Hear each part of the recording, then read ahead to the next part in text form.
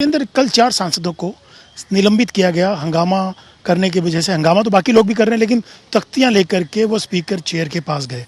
इस वजह से स्पीकर ने नाराज़गी भी बार बार व्यक्त की कि ये ठीक नहीं, आप अपने सीट पे जाके जो भी आपको बात रखनी रखें, चर्चा करने को तैयार है। तो आपको लगता है कि पहले से विपक्ष हंगामा कर रहा था, चाहे वो महंगाई हो, जीएसटी हो, अग्निपथ, अब 4 सांसदों को भी निलंबित कर दिया गया। आपको लगता है कि इससे और ज़्यादा अब विपक्ष उग्र होगा और ज़्यादा सरकार को घेरेगा?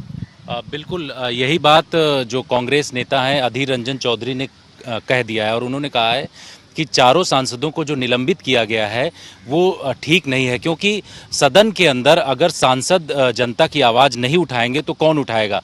अधीर रंजन चौधरी ने इस निलंबन को लेकर के अपनी प्रतिक्रिया व्यक्त की है और ये कहा है कि ये तरीका ठीक नहीं है। सदन में अगर हम लोग अपनी बात रखना चाहते हैं तो उस बात को सुना जाना चाहिए। वहीं दूसरी सबसे बड़ी बात यह है कि आज जिस तरीके से ईडी से पूछताछ होनी है उसको लेकर के कांग्रेस पार्टी के नेता आज भी सत्याग्रह कर रहे हैं, तो ये सबसे बड़ी बात है। और सत्याग्रह को लेकर के अलग अलग जगहों पर वो मार्च भी करेंगे, यहाँ से ईडी ऑफिस तक जाएंगे।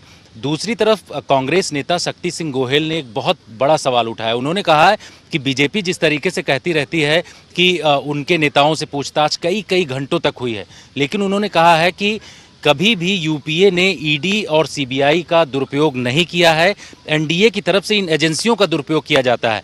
जहां तक अमित शाह और प्रधानमंत्री की बात है, उन्होंने ये कहा था कि एसआईटी ने पूछताछ किया है, जो कि सुप्रीम कोर्ट और हाई कोर्ट की तरफ से गठित की गई थी और इस एसआईटी की तरफ से पूछताछ की गई, कभी भी एजेंसी का इस्तेमाल नहीं किया गया। तो आज भी इस मुद्दे को ये लोग उठा सकते हैं, क्योंकि सोनिया गांधी से जो पूछताछ होनी है वो महत्वपूर्ण है और इस मुद्दे को लेकर के संसद से लेकर के सड़क तक ये लोग जा सकते हैं। पाल साहब, ये कहा जा रहा है, जैसे जितेंद्र ने कहा कि कांग्रेस का ये कहना है कि ईडी का, सीबीआई का इस्तेमाल कांग्रेस के टाइम में नहीं हुआ, बल्कि बीजेपी ज़्यादा इस्तेमाल कर रही है। और जो 4 सांसदों को निलंबित किया गया वो अधिकार है अपनी बात रखने का, तो गलत ढंग से उनको निलंबित किया गया, उसका मुद्दा जोर शोर से उठाएगी कांग्रेस। शक्ति सिंह गोहेल गुजरात की बात करेंगे। गुजरात से आते हैं, मुख्यमंत्री थे श्री नरेंद्र मोदी जी। जब मुख्यमंत्री के रूप में उनसे सीबीआई ने 7-7, 8-8 घंटे पूछताछ की और वो कह रहे हैं कि सीबीआई दुरुपयोग नहीं हुआ।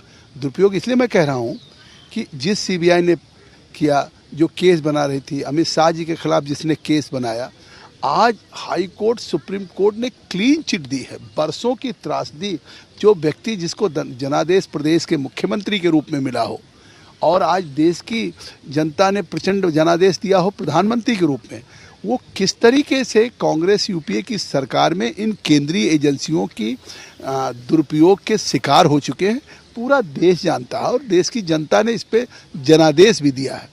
और आज जिसके खिलाफ ईडी की जांच हो रही है वो किस आधार पे हो रही है? ईडी की जांच इस मामले में सुब्रमण्यम साहब कोर्ट गए, कोर्ट का आदेश हुआ, उस पर जांच शुरू हुई। जांच के बाद एक प्रागदर्शन में आया कि जिस तरीके से एसोसिएटेड जर्नल्स लिमिटेड, जो कौमी आवाज़, नवजीवन, नेशनल हेराल्ड अखबार था, जो उस अखबार के हजारों करोड़ की पर संपत्तियों को एक यंग इंडिया कंपनी बना करके और उसको श्रीमती सोनिया गांधी और राहुल गांधी ने प्राइवेट 76% उसके शेयर अपने स्वामित्व में ले लिया।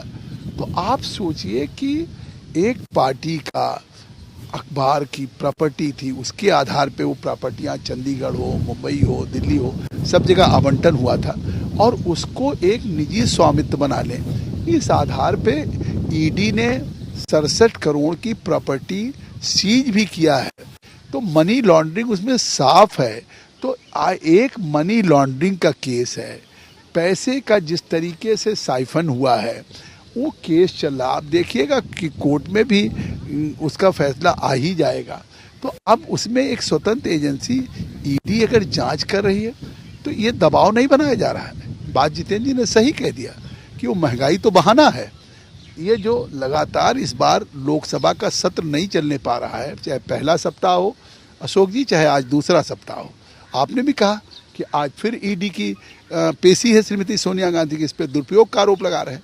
अरे मैं कह रहा हूँ कि ईडी एक जांच एजेंसी है, कोर्ट तो है नहीं। तो जांच एजेंसी के सामने जाने में क्या दिक्कत है? फैसला तो अगर वो निर्दोष है तो कोर्ट कर देगी ना। अब इसके बाद ये दबाव नहीं बनाना हुआ, जैसे जितेंद्र जी ने कहा कि आज कांग्रेस पार्टी ने को जानकारी की मार्च करने का तय किया है कि यहाँ से सांसद सब ईडी ऑफिस तक जाएंगे।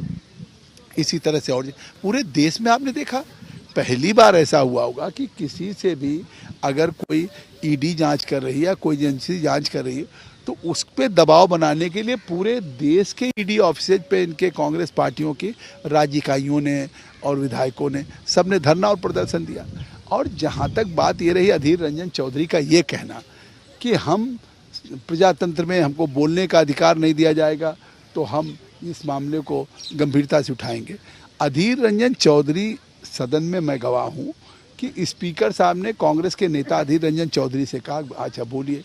उन्होंने कहा साहब हम महंगाई पे इस पे करना चाहिए। उन्होंने कहा मैं चर्चा करने का अवसर देता हूँ, आप क्वेश्चन आवर चलने दीजिए, क्वेश्चन आवर के बाद मुझे आपको बोलने का अवसर दूंगा।